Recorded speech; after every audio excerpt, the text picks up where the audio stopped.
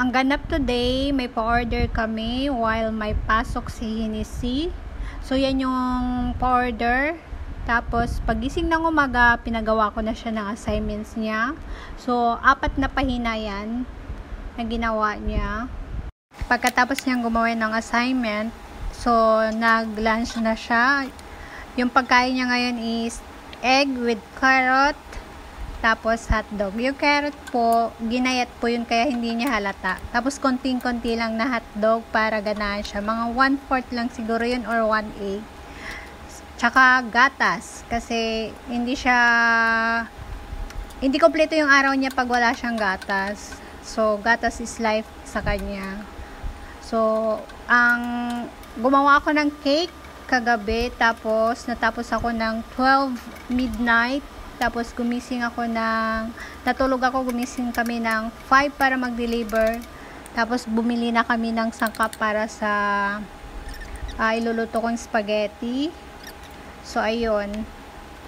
Yun yung start ng araw ko. Tapos, yan. Pagkatapos niyang kumain, ganun pa rin. Yung plato, nilalagay niya sa lababo, vitamin siya. Kahit ayaw niya,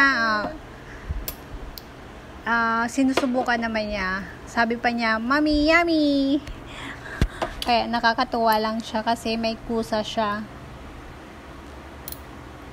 Sasabi niya, "Yummy!" Kahit, ewan ko kung anong panglasa niya. So, after niyan, habang kumakain siya, nagluluto na ako ng spaghetti. Sa mga gustong malaman, gisa-gisa lang siya. Karne. Hinalo ko na rin yung dyan.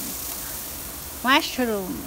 So, nilaga ko yung karne. Tapos, yan. Nilagyan ko na ng condiments. Toyo. Sa usual lang naman na pagluluto.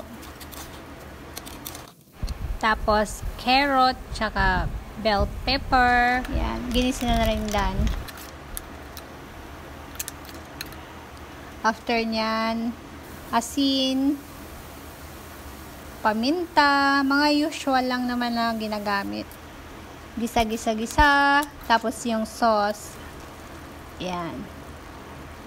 Nilalagyan ko din siya ng Nestle cream na all-purpose cream para masarap. Yan po. So, simple lang siya pero binabalik-balikan ng mga customer ko. Tapos, hindi mawawala sa spaghetti ang hotdogs. Sugar, naglalagay din po ako. So, yung sabaw ng mushroom, nilalagay ko din. So, yan. Mix hanggang maluto. Hinahalo ko na rin yung cheese dyan. Para sumarap na. Kahit hindi malagyan lahat, may lasa na siya. Ang bilis niyang gawin, no? Pero sa talagang actual, napakatagal niya. Preparation, hiwa-hiwa. So, advantage din yung mag-order. So, ayan. Katatapos niyang naligo.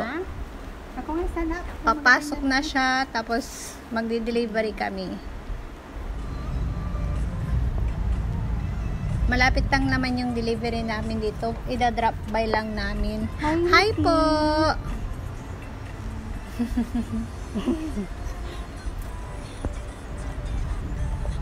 Ang sarap lang tignan nung paligid namin, no? Ma-color green. So, pagkatapos mong magluto na stress, pero pag ganyan naman yung dinadaanan mo, nakaka-relax. So, mawawala na yung pagod mo. Instant na na-relax ka. So, ayan. Papasok na yung mga estudyante kasi na yan 12:30. Grupo-grupo sila.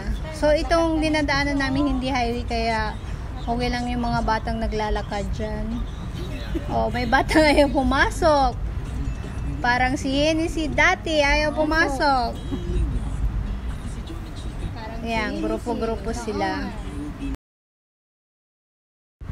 So, andito na tayo sa destination.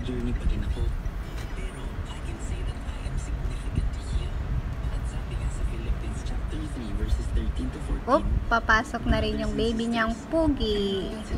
Hi, Pogi! So, ito yung partner ko sa lahat. So, proud ako sa kanya. Kahit kararating lang niya galing trabaho, sinasamahan ako. Hi! O, papasok na daw siya. So, ito yung surprise na aabutan ko mamaya hugasin. Wala pa dyan yung malalaking kaldero.